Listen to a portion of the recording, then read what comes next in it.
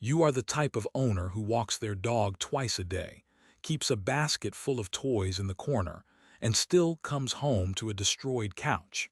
You are not dealing with a bad dog. You are dealing with a brain that spent an hour getting physically tired while staying completely mentally starved. The couch was the only stimulation available. Here is what your dog's brain actually needed instead, and why conventional wisdom has been getting this completely wrong. This video is not about trying harder. You are already doing the work. It is about trying differently. Because the problem was never the couch and it was never your dog. The problem was the walk. Specifically, what your dog's brain was not allowed to do during it. Once you understand the neurological reason behind the destruction, the fix becomes surprisingly simple. Let us start with a number that should genuinely stop you in your tracks: 33%. That is the portion of your dog's brain that is dedicated entirely to processing scent, not movement, not sound, smell. 1/3 of your dog's entire neurological real estate exists to interpret the world through their nose. And when you think about your average walk, the leash tight, the pace brisk, you steering around every interesting patch of grass because you are running late, you are exercising 0% of that 33%. 0. Your dog ran. Their legs are tired. But the largest, most dominant sensory system in their entire brain has not processed a single meaningful input all day. Physical exhaustion and mental exhaustion are not the same state. This is the core misconception that is costing you your furniture. A dog that ran hard for an hour is physically tired in the same way you feel after a workout. Muscles are fatigued, but their mind is still buzzing, still searching, still looking for something to engage with. A dog that sniffed deliberately for even 20 minutes, truly sniffed, nose to the ground, following threads of scent through the air, is neurologically satisfied. The brain has done its work. The system has had its input. These two outcomes feel completely different inside your dog's head, and they produce completely different behavior when you get home. Here is the science that explains why that couch keeps paying the price. Olfactory deprivation, which is what happens when a scent-driven animal is consistently denied meaningful scent engagement, triggers a cortisol response in the brain. And here is the part that should make everything click. That cortisol spike is neurologically identical to the stress response produced by physical confinement. You are not walking your dog and then leaving them with freedom. You are walking them and then leaving them in a kind of invisible sensory cage. The brain is stressed. The brain needs relief, so it reaches for the next best thing: chewing, shredding, digging. These behaviors are not random acts of destruction, and they are absolutely not spite. They trigger an endorphin release. They are self-medicating behaviors. The dog's brain is flooded with cortisol, and it finds the fastest available path to relief every single time. And here is the detail that makes this even more specific. Your dog is not destroying random objects. Look at what gets targeted: shoes, remote controls, couch cushions, pillows from your bed. These items carry the densest concentration of human scent in your entire home.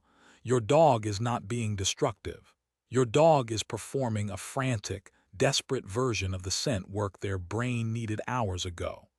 They are trying to smell their way back to calm, using the only resources available to them. Once you see it that way, the behavior stops feeling like defiance and starts feeling like exactly what it is: a neurological hunger that was never fed. So here is what you actually do about it. The approach is called a sniffari, and the concept is almost offensively simple. On every other walk, you hand over control of the pace entirely. Your dog leads. Every time their nose drops, you stop and you wait. No tugging forward. No checking your phone with impatience. You let the sniff complete itself, however long that takes. You are not the one on a schedule. The nose is. These walks will look slower. They will cover less ground. And they will do more for your dog's mental state than a full sprint around the block ever could. Because the goal is not distance. The goal is olfactory engagement. You are feeding the 33%.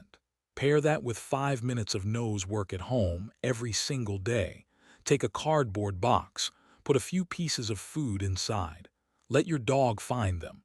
That is it to start. Once they understand the game, which happens faster than you would expect, you begin making it progressively harder.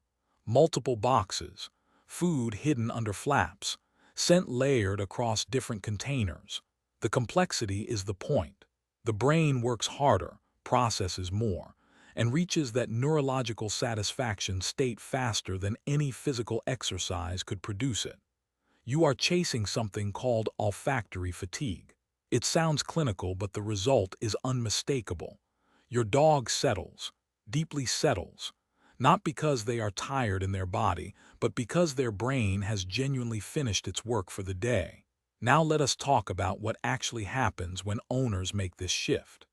Within 1 to 2 weeks of consistent safari walks and daily nose work, owners report a measurable reduction in destructive behavior at home. The dog is not suddenly better trained. They have not learned that the couch is off limits. Nothing disciplinary has changed. What has changed is that the underlying sensory hunger driving the destruction is finally being addressed. The brain is no longer starved. The cortisol is no longer spiking unchecked. The endorphin-seeking chewing behavior loses its urgency because the brain has another outlet, a better one that actually satisfies the need rather than just temporarily numbing it. That is a completely different relationship with your dog's behavior. You stop managing symptoms and start resolving causes. The couch survives not because you corrected your dog, but because your dog no longer needs it. And here is the thing about what this does for you as an owner. When you stop dreading what you will find when you get home, when the walk becomes an actual shared experience instead of a chore you are rushing through, something shifts in how you show up. You are calmer, more present, less braced for the next disaster. Your dog feels that directly and immediately. The relationship changes, not because your dog changed, but because the dynamic changed. You stopped fighting the brain and started working with it. Here is your first step, and you can do it tonight. Find a cardboard box, hide 3 small treats inside it, and let your dog figure out how to get them. Watch what happens to their energy and their body language for the next 2 hours. That 5-minute activity will do more than your morning walk did. If that shift surprises you, the next video on nose work fundamentals is worth watching next. Thanks for watching. If you loved this video, scan the QR code on the screen right now to subscribe and join the Pawsome Life family. Give your dog a belly rub for us, and we will see you in the next video.